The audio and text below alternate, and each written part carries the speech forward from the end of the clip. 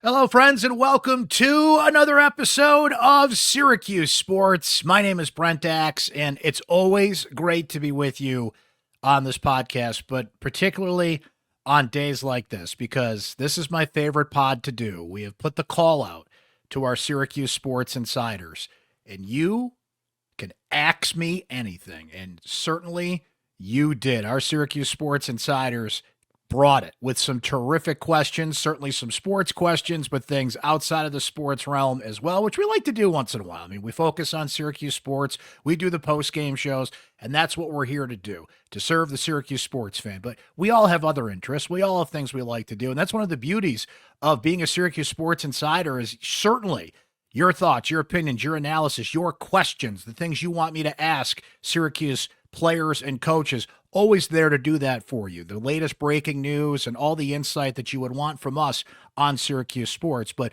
I love the back and forth that I have with a lot of insiders that know that I like Star Wars and certain music and food and culture and pop culture things that you guys know you can text me about anytime. So Syracuse Sports is at the heart of what we do. We've got some questions from our insiders on that front. But I love the Axe Brent Anything episodes because we just kind of throw our feet up and talk about some other things as well. So I'm going to get right into it. You guys sent some amazing questions. So here we go. Eddie P leads us off today, and he says, I know you're a big Star Wars fan. What's your favorite Star Wars movie? What is your favorite Star Wars TV series? Okay, Ed, so my favorite Star Wars movie, and I have gone back and forth on this. I might have a different answer the next time somebody asks me, but it's Rogue One. Rogue One is the perfect Star Wars movie. It is shot beautifully. It is the great mixture between digital effects. I mean, we can haggle about Grand Moff Tarkin, and I don't know if they necessarily got that right. It was 2016. They didn't quite have the digital technology down, Leia at the end as well. But the way that movie is shot, it is beautiful. It's a great story, sets up the whole trilogy. They managed to come right to the start of the original trilogy. The story is amazing, and they went for it, right? Tony Gilroy writes this thing. They go for it. Spoiler alert, everybody dies at the end that matters, right? Certainly on the rebellion side of things. The greatest Star Wars scene ever, and there's a lot of good ones, but the Vader scene when he just obliterates people trying to get in his way of retaining the Death Star plans that this group of renegades fought so hard to get. Rogue One is the perfect Star Wars movie. Empire Strikes Back is a very close second, but that's my favorite movie. And my favorite Star Wars show goes along the Rogue One lines. It's Andor. Andor was just beautiful. The story, I love how they had kind of galvanized the not the lesser characters, that's not a way to put it, but we focus so much on the Skywalkers and Darth Vader and these just larger than life characters, just the everyday people that made the rebellion happen. I cannot wait for season 2 of Andor, which starts in mid-April. That's going to be amazing. Look, The Mandalorian is maybe the later seasons weren't what they should be, but The Mandalorian was everything you wanted from a Star Wars show. They had to crush that thing, and they did. Look, I liked Ahsoka, and I liked certainly Clone Wars and some other Star Wars shows that were out there, but I'm a Rogue One Andor guy all the way. I think that is at the essence of what Star Wars fans want. Everybody has kind of a different taste in Star Wars, and that's the beauty of it, but that's where I lie in that category. That's a great question, Eddie. Great to lead us off on a different front here. Michael W's got a few for me. He says, you think you'll ever have Jim Boeheim on the pod? I'm not going to say no. Not right now. Maybe in due time. There would have to be some fences mended in that whole thing, and that's a whole podcast in and of itself. So I would say never on that, but it's not going to be tomorrow. I tell you that much. Michael says, is Autry the guy that can dig us out of this? Maybe. I think we're going to find out. Now, I think we've had 2 years to see it. I think the problem that Autry has is he doesn't inspire. Autry, and he is who he is. I'm not asking him to be somebody he's not, okay? But Autry is not somebody, I'm going to use this word again, galvanize. He's not somebody that walks in that room and just inspires in the press room. Maybe he's different with his team in the locker room. He's certainly passionate on the sideline. I think that's one of the big misnomers that people have, that Autry is not passionate on the sideline. Yes, he is. Watch the game. You will see Adrian Autry be as passionate as any coach on there. But there's just something about Autry that doesn't make me want to run through a wall. Like Fran Brown has that presence, and other Rick Pitino. So Autry is who he is, right? But he's somebody that, per your question, can he dig us out of this? We're going to find out this offseason. Did he hire the right guy? Can he coach Kyle Anthony and Sadiq White and the recruits and whatever transfers they bring in? Look, the record so far, 20 wins in the first season, a losing season in season 2. It's hard for all of that to just come together in season 3. I think either you have it or you don't. He was a longtime assistant here, so he gets judged on that as well. But to answer your question, I just kept coming back to maybe, but a hard lean no on that. And the third question is, can Syracuse compete with the big dogs to get this right? Meaning more coaches, more analytics, etc. I'm going to say no. And I hate to say that. I hate to be so negative that way. I just wouldn't have it happened by now if there were some money people that wanted to invest in more staff. And they did bring in Alex Klein. But Mike Waters and I were talking about this on a recent pod about the staff that Duke has, the staff that North Carolina is going to hire in this offseason, and what the big-time programs have. I mean, Duke, Louisville, Clemson spend the most money in the ACC, and they're the top 3 teams in the ACC, right? I think if Syracuse had that, we'd be seeing it right now. I can be proven wrong on this, right? But you have John Wildhack out there starting that $50 million fundraising campaign. Like, it's not there. That's why they're asking for this money, and they're playing catch up in a lot of ways on this. So can they get there? Can somebody step up and prove me wrong here? Certainly. But right here, right now, can they compete with the big dogs to get this right, to use your framing there, in the SEC and the Big Ten? No, they can't. But they have to do what they can on their level to compete where they are. From Jeff A., who says, is there any chance that this new partnership with MLB can serve as the impetus for Syracuse to join the rest of the ACC, including snowy Boston, and launch a Division I men's baseball team? You know, I get asked this a lot, and I'd love to see it. Lemoyne is successful. Hey, the Syracuse softball team is having a great season. You can make baseball and softball work, even in snowy central New York. It can be done. We know Title IX is a consideration, and you're spending more money for a baseball program. Travel is a big consideration there. I would love to see it.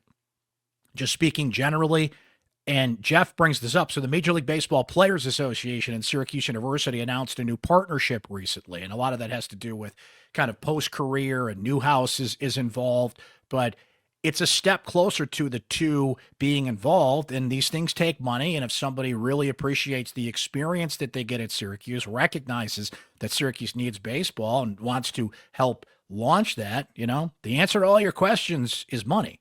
And if somebody puts up the money for this, then they have the Title IX considerations. So you can't just add a sport, right? You also have to add a women's sport. It has to even out, and Syracuse certainly has to think about that. But it's possible. They have a terrific club baseball program.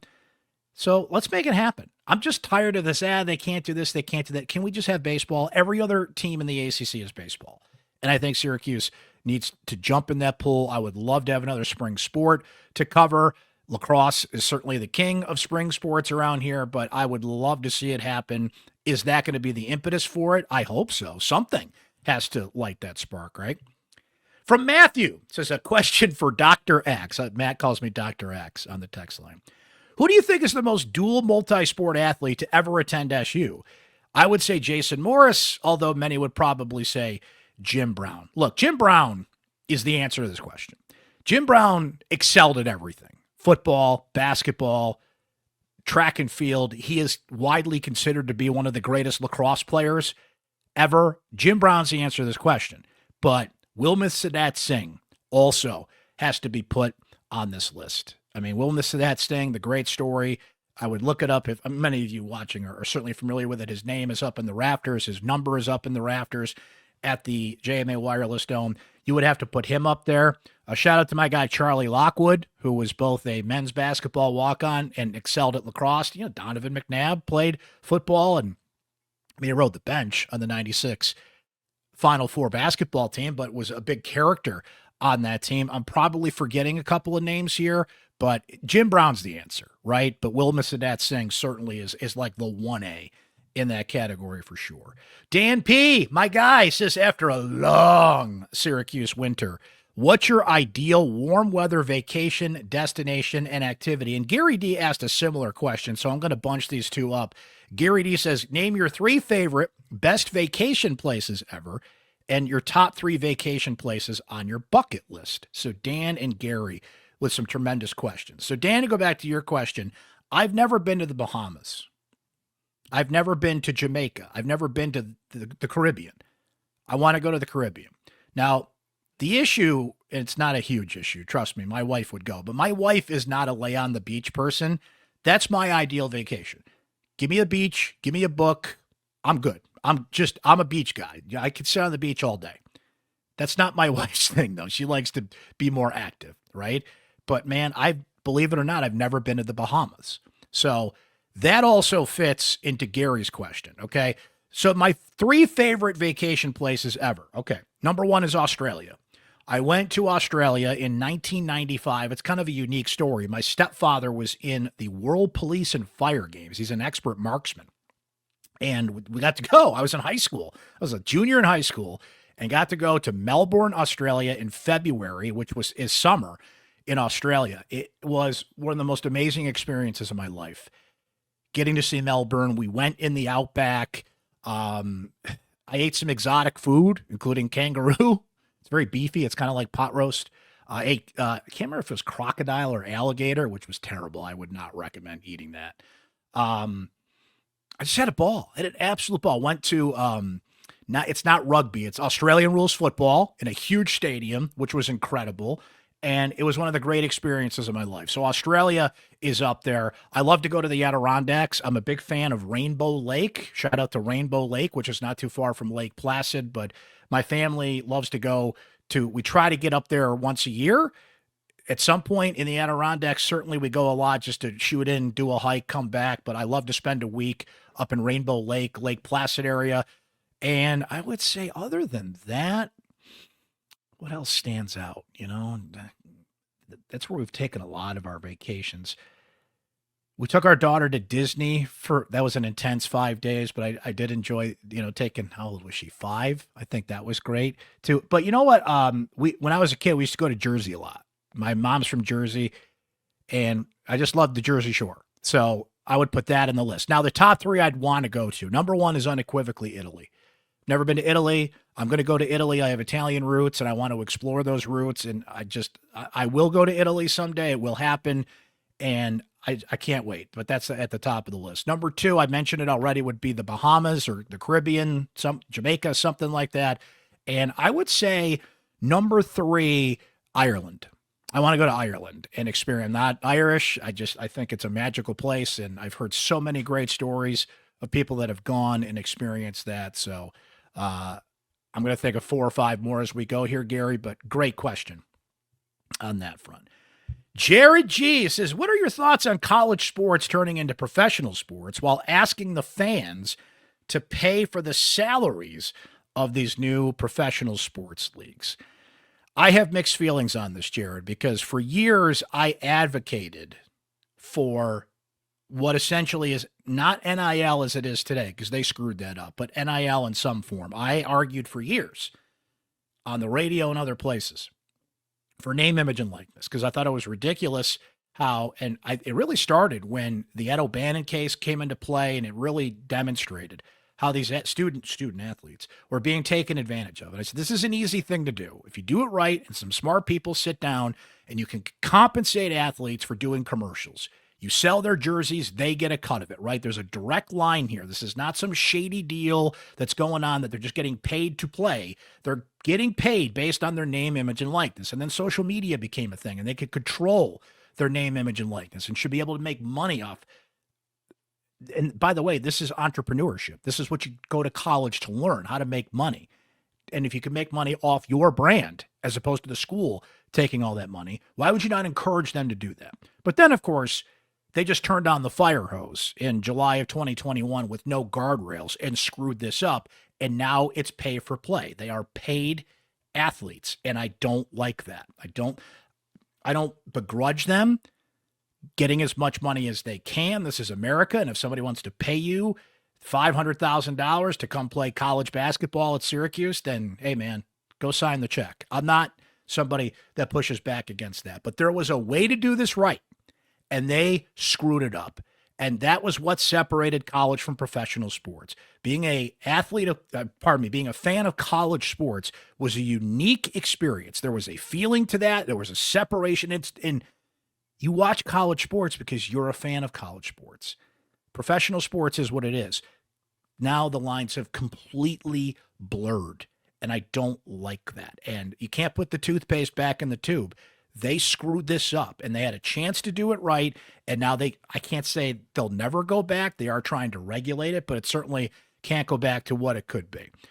Paul L. says, Brent, you've mentioned several times how we're having a normal winter here in Syracuse. When you have the time, do you or have you ever participated in winter recreational activities, i.e.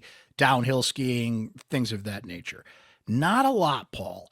I do have snowshoes. I enjoy snowshoeing. I have not gone in a while, so I will do that. My wife is a big cross-country skier. That's not my thing. I don't ski downhill at all. I've never tried it. I did have a snowboard when I was in high school. I probably should have stuck with that. I kind of regret not sticking with that. Maybe I could pick that up again, but I'm not an ice fisherman, not into that. But see, here's the thing. As much as I'm saying I don't do a lot of these things, for the people that complain about our winters here in Syracuse, New York, and in the past few, we haven't had winter. This year, we're making up for lost time. That's how you get through the winter. It used to be Syracuse basketball, but they haven't really helped out in that case a lot lately, right? You get through winter in central New York by doing those things that Paul's talking about. Get out and play in the snow. Snowshoe, ski, ice fish, snowmobiling, right? I'm not into snowmobiling, not my thing, but I completely understand the people that are into it. There are so many things you can do that are winter sports activities. The ice skating, I mean, they're all going to start popping back in my head here. So it's not my thing, and I'm very busy in the winter. I work a lot of weekends, certainly covering basketball, so I don't have the time for it. But maybe when I retire or whatever the case may be, I'll just go sit around a hole on the lake with my fishing pole, a couple of cold beers, and just wait for the fish to come on Oneida Lake, right? But right now, Paul, no, it's not. It's not my thing. I just never got into it. But that is how you get through the winters here. All right, so my man Peter B has this question. I changed the CD on the shelf in honor of this question for Peter, who says, "Will you end the drought and hit a Dave Matthews show in Syracuse this year?" He adds, "How many shows have you been to, and did you celebrate the Rock and Roll Hall of Fame enshrinement? And lastly, what is your favorite DMB song?" Okay, so let's put these all together. So first question, am I going to hit DMB in Syracuse this year? Absolutely. So my rule with Dave Matthews is I will go if they're in my backyard. I don't drive to see Dave shows anymore, Saratoga, other places, because here's the thing. I had my fill of Dave Matthews. I've been to 32 shows, and for a good, I'd say a decade, 94 to 2004, man, I went to a lot of shows. I was all in on Dave. I just feel like I kind of went a little too hard on Dave for a while, and I had to expand my horizons. I like Dave. I still listen to Dave. So many great memories of shows that I've been to, and that's high school to me when I think of Dave Matthews in the early part of college, right? I love the Rock and Roll Hall of Fame thing that you brought up, Peter. One of my favorite parts about that was the Ozzy Osbourne tribute, as a matter of fact. So I had my fill of Dave. I just had to go on to other things. I got more into Springsteen. I got more into alternative rock and just kind of had to expand my horizons. But for a while there, it's all I listened to was Dave Matthews. My favorite Dave Matthews song is Warehouse, but a very close second, A1A, is Why I Am. Right? Because we're still dancing here with the Gru Rux King. we'll be drinking big whiskey while we dance and sing. And if my story ends, it's going to end with him, heaven or hell. I'm going there with the Grugrugs King. There we go.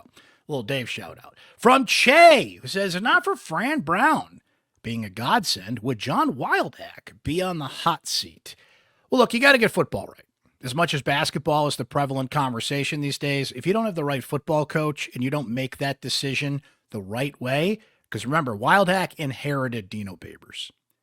He had to make the call on football, and by all appearances, looked like he nailed it with Fran Brown. When it could have been Bob Chesney, it could have been a couple other names that were floating out there. Fran was the unconventional choice, as he had not been a coordinator, came right from the recruiting ranks, and Wildhack, very late in the process, took a chance on Fran, and it appears he took a successful chance on Fran. So he got football right. If he didn't, I don't know if hot seat's the right way to put it, Che, because Wildhack's in his mid-60s.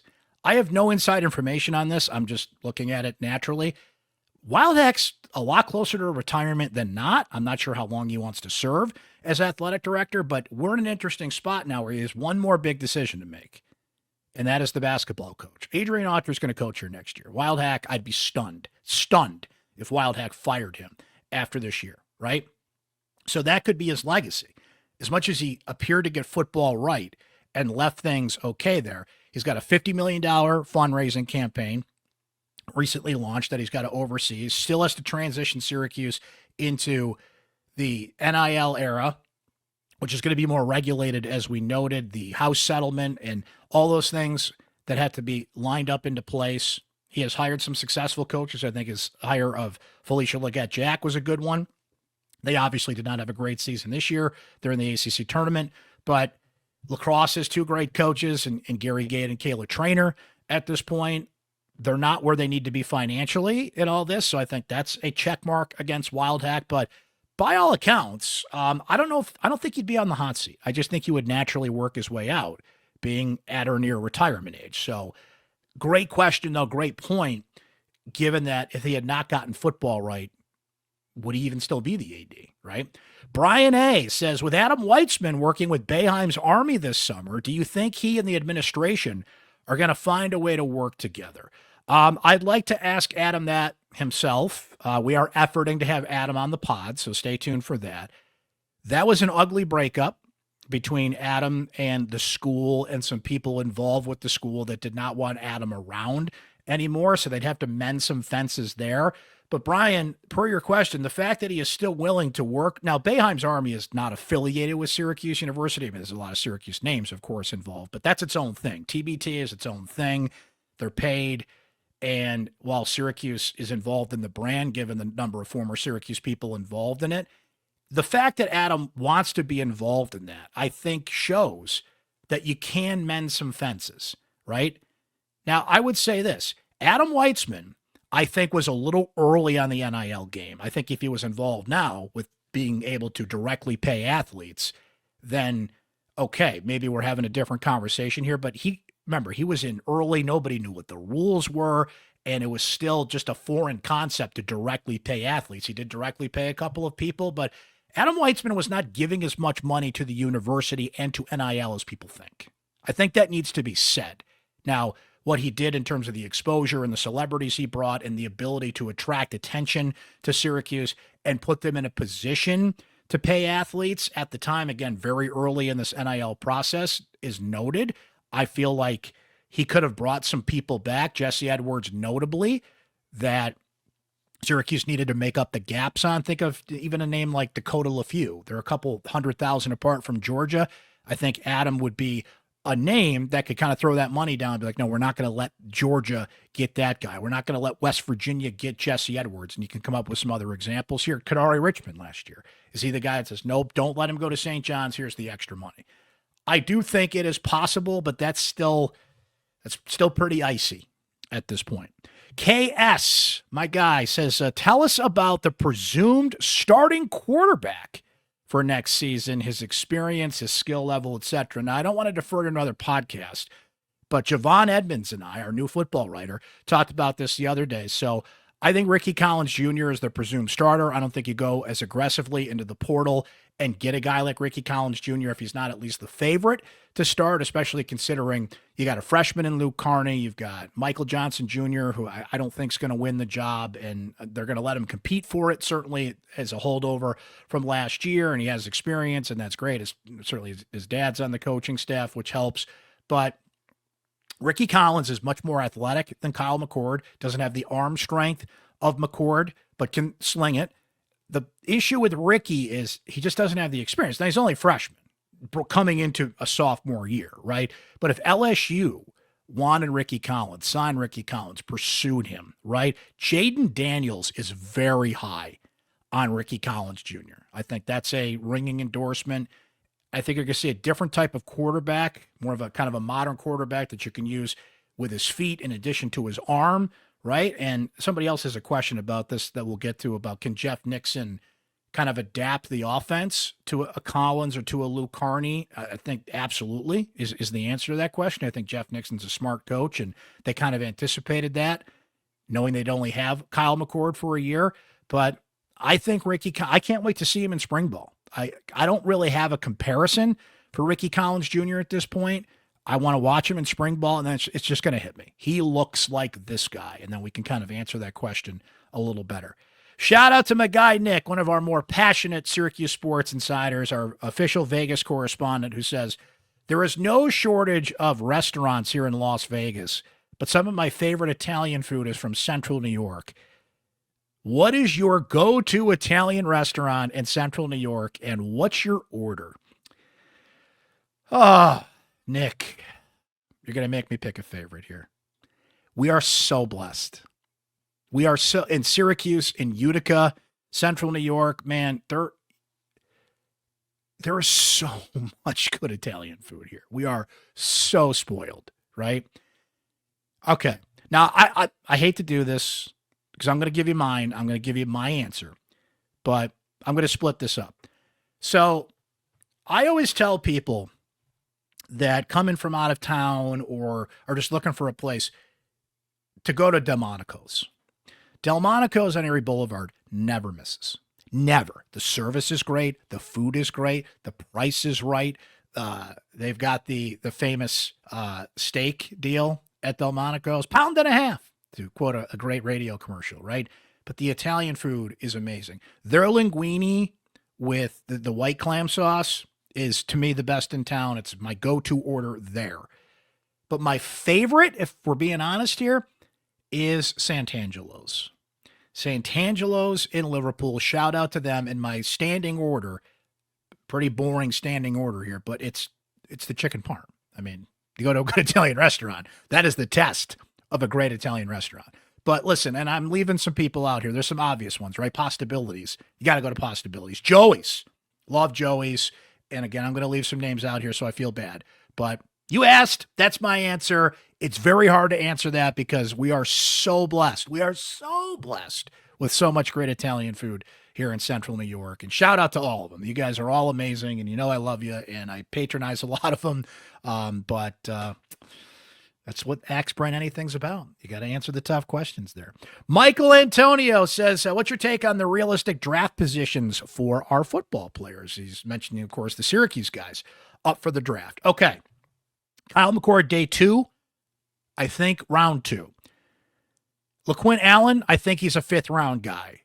Very, very deep running back draft, but he's moving up the charts here, and he can really make a name for himself at the combine, and I do think he's going to get drafted.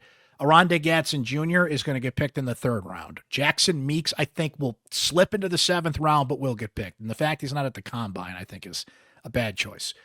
Marlowe Wax, I don't think will get drafted, but will have every opportunity in a summer camp.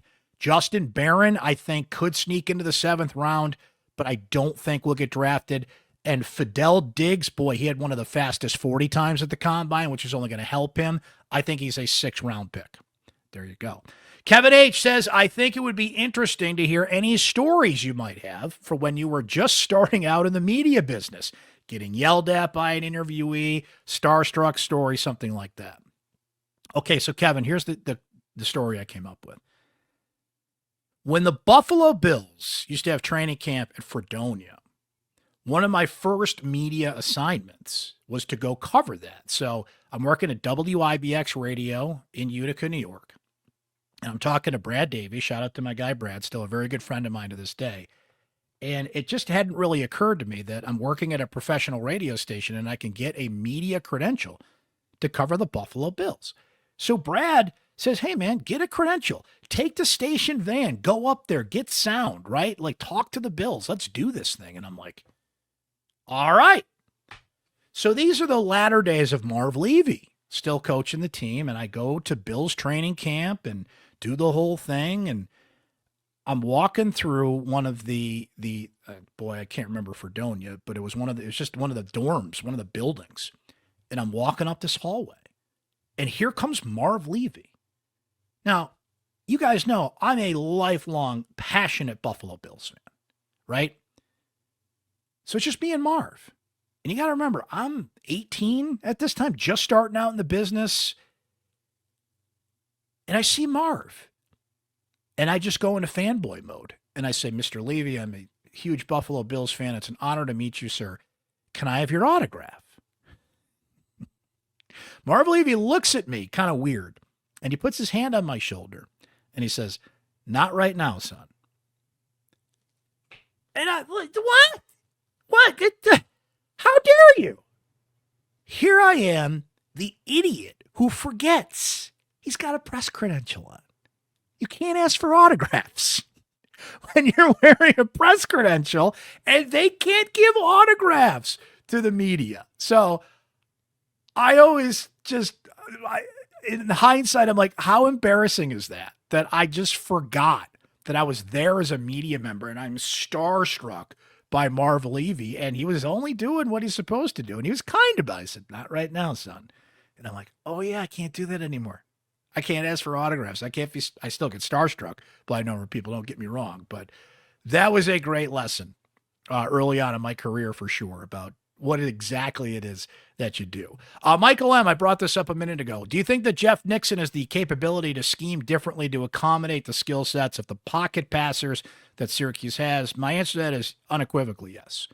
I think Nixon is a great coach. I think they anticipated this. I think they really hit the lottery with Kyle McCord, but knew they had to plan for life after Kyle McCord, and will have to adjust the offense accordingly. I think there's a good base there, but I think Jeff Nixon knows how to adjust. Now, you don't have McCord, you don't have Allen, you don't have Meeks, you don't have OG. There's a lot of adjustments being made, people to be slid in. You got to change the offense around, but any coach worth his salt is going to be able to do that, right? And they're coming off a year where they had the number one passing offense in the country, so not going to be easy, but I absolutely think Jeff Nixon can do it. From Chris K. So Chris and I were talking about Major League on the text line a little bit, so he expanded his question. Who was the MVP of that team? To me, it's got to be Jake Taylor, right? Although Ricky Vaughn is up there. Man, I love these questions. I love talking about movies and sports movies and kind of bringing them into real life. Those are two great choices, Chris, but my choice for MVP of that Cleveland Indians team in Major League, of course, now the Cleveland Guardians, Willie Mays Hayes. Willie Mays Hayes. Think of all the gloves he hung on the wall, all the stolen bases. How many times Willie Mays Hayes turned a single into a double, the stolen bases. Think of the winning play, Jake Taylor's bunt, and how Willie Mays Hayes was able to get around and score. Not a lot of people in baseball that could score from second on a play like that. Right? Went from somebody who is getting talked into looking at his shoes untied to get thrown out at first base to one of the more valuable kind of Vince Coleman type players, Ricky Henderson type players even.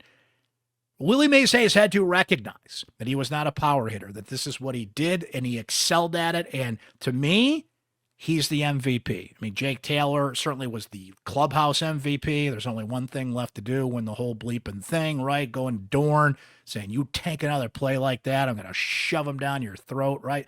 Jake Taylor was the leader of that team. Was he the MVP of that team, though? I don't think I'd say that. Ricky Vaughn, very close. Look, Pedro Serrano, it took him until very late in the season and a little help from Joe Boo to hit the curveball, right? Eddie Harris, at his age, carrying that team, and we can go through the rest of the lineup and some of the other guys out there, but the MVP of that team, Willie Mays Hayes. From Kate, who says, Who's been your favorite Syracuse alum to interview and talk with? I'm going to give you two answers here, Kate, and they are Don McPherson and Eric Devendorf. I love the transition that Devendorf has made into media. He's still one of the more honest people you will talk to. He knows the game, and I just enjoy there. I don't think there's anybody that breaks it down in a kind of relatable way that we're all like, okay, I get that, than Devendorf. Don McPherson is always a pleasure to talk to. He has terrific stories. He has perspective from the days when he played at Syracuse. What Don McPherson does now, and we've talked to him on the pod a few times about what he does now in working with his masculinity project and talking to college athletes about, dealing with issues with masculinity and with women's issues. And I just, the work that he does is incredible. And he wrote a book about it, which I highly would recommend that you read. And he's so thoughtful. And every time I talk to McPherson, I still learn something about Coach Mack or those 87 teams. And he just brings an intelligence and a perspective that I really enjoy. Look, shout out to my guy, Rick Beardsley. He's always fun to talk lacrosse with. And I'm going to leave some names out here. And I am blessed to have a relationship with a number of former players. I text with Damian Rhodes a lot, who's great. And I'm going to leave some names off the list here, but I would probably put those two right at the top of it. Few more here. Madden Q says, Brent, do you think that Howard Dolgan will keep the crunch in his family when the time comes to retire? And do you think new ownership would want a new arena? I don't think Howard's going to keep it in the family. I've never had that indication, but the fact that Howard Dolgan has been there from day one and has owned that team for more than 30 years here in Central New York is incredible. But it's a fair question to ask. I'll tell you what, Madden Q, so I'm going to have to circle back with Howard. Be like, hey, man, what's the succession plan? You have built a successful thing that people want to say, see around here, right? But what's the plan for that? I don't know. I've never had that conversation. So that's a great question. The new arena thing is one of the more underrated things. And maybe I need to write about this more and talk about this more because the War Memorial is old. I love that it's old school. I love that it gives you that slap shot feel. And I love that the fans are right on top of you. The Crunch fans are so passionate and so loyal. And those games are still an incredible experience when you go. And the Crunch deserve credit for that. But there's only so much you can do to fix up an old building. And I think they've done that.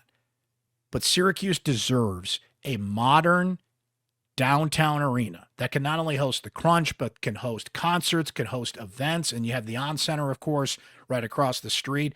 But that place, it has certainly gone past its prime, and you want to be respectful of what it is. It is a war memorial, and I feel like we can honor our veterans with a new facility. It's just going to be time to build something new downtown. Right? We're spending $80 million plus on an aquarium, and don't get me going on that, when I think that money would have been better. And I know there's county money and there's city money, and I'm just kind of spitballing here, but just speaking generally here, we need a new arena downtown, and that's something that we need to really rally around and get our local leaders to invest in. I get there's certainly higher priorities in Central New York right now, but we're going to need something here, especially for a team like the Crunch, that have proven over 30 plus years that they can stick this thing out and they can really contribute to this community. Couple more questions. The Dahmer. What teams would be the best fit for Kyle McCord, even if they don't necessarily need a quarterback in 2025? Great question. The Rams shoot right to mind for me, who, as we speak, I'm recording this on Friday, just brought Matthew Stafford back. There was some thoughts that Stafford would go to the Giants or somewhere else, but he is returning to the Rams. Draft McCord, mentor McCord. What a great quarterback to emulate his game, his leadership. I think McCord's in a great spot that he's not going to be asked to start right away as Cam Ward will, as Shedeur Sanders will, as Jackson Dart will. I think McCord's right on that line. So the Rams come to mind. Cleveland is more than likely going to take a quarterback with the second pick, and that's either Ward or Sanders or whoever's there. But Cleveland, I think, is a good fit. They actually did talk to McCord at the Combine. The Jets, I think, look, Jet fans are groaning like, no, don't do that to McCord. Kyle McCord wears number 6 because of Mark Sanchez. He grew up in New Jersey. He's a Jets fan, right? But I think that's an organizational fit, especially with Aaron Rodgers getting ready to move on. And there were reports as we speak talking today that he could just be going across the hall to the Giants, which would be interesting. I think the Giants would be a great fit for McCord. Those are the ones that pop to mind. But I think McCord's in a great spot. And I like the way the question was framed, even for a team that might not need a quarterback. I think you can slip in a McCord, and everybody needs quarterbacks, right? You need backups. You got to build depth at the position. McCord has been compared to like a Derek Carr type, and there's always room in this league for quarterbacks like that. But those are a few that pop to mind. And our final question from David C., who says, Brent, I'd love to hear your thoughts about the evolution of college sports media coverage. There's always seemed to be a lot of secret keeping in Syracuse and every college town. Lots of insider stories that are never made public, but kick around bars and message boards from people. Really curious to hear on your take on what has changed and how college sports should be covered going forward. This is a spectacular question, and I have to tell you that my approach to covering college athletes has completely changed just in the last 2 years. And the impetus of that is simple. They get paid now. They are paid athletes. Now, they were getting paid in the past with a scholarship, but that's a little different. And I completely understand that they're not all getting paid. They're not all getting paid a lot of money, but they are getting paid. There is compensation through NIL and other ways, and I think that changes the game.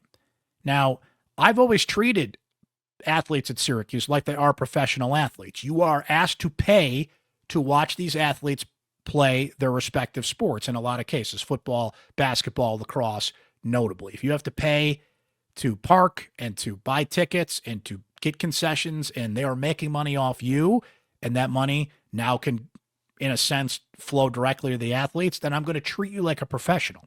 And college is all about wanting to prepare for the real world. And I get the list of athletes that will go professional is shorter than the ones that are peaking in college sports, but there is a Brent Axe in every town out there that you're going to want to go play professional sports in, right? A columnist, a hard-nosed beat reporter, somebody that is going to critique how you play. These guys are protected by any number of things. Their college status, Syracuse has PR officials, and there's always those walls and those barriers you kind of have to work around. They're covered like professional athletes, but you do have to be respectful of the fact that they are 18 to 23-year-old.